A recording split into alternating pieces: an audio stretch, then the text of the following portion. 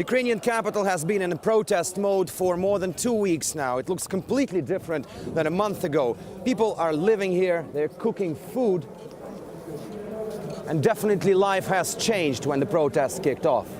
Talking about food, underneath the square of the protest, you can literally chew on the EU. Donuts with the European Union flag are now available for sale. Thank you very much.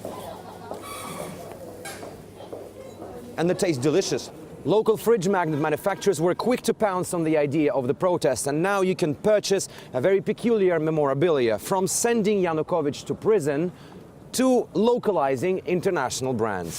It's no wonder that central Kiev is the place of many restaurants and bars, and their lives have been affected in one way or another. We decided to pay a visit to one of the oldest pubs in the city center to find out.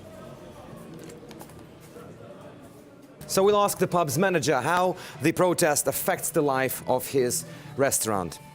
Maxim, скажите, пожалуйста, как вот... How have the Euromaidan protests affected your pub? The number of visitors has increased only slightly since these protests kicked off.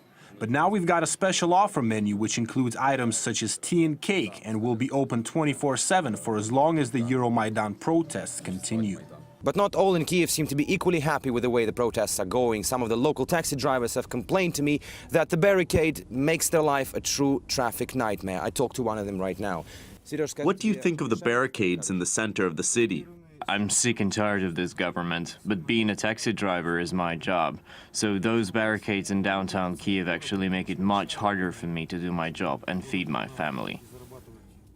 The further we step away from the Maidan, the more mood change we're seeing among the locals. Some of them have been enraged by particular aspects of this unrest. As someone who was born and raised in Kiev, how do you feel about these protests? Protests are good. I'm tired of Yanukovych too, because I think he's ran his course. But as a Kiev resident, I'm not sure why a monument needed to be destroyed. It seems these demonstrations have been privatized by a bunch of vandals.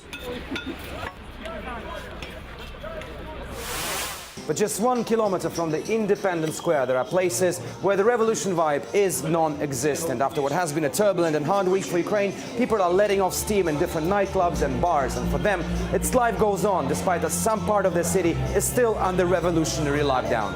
Aleksey Yaroshevsky, RT, reporting from Kiev in Ukraine.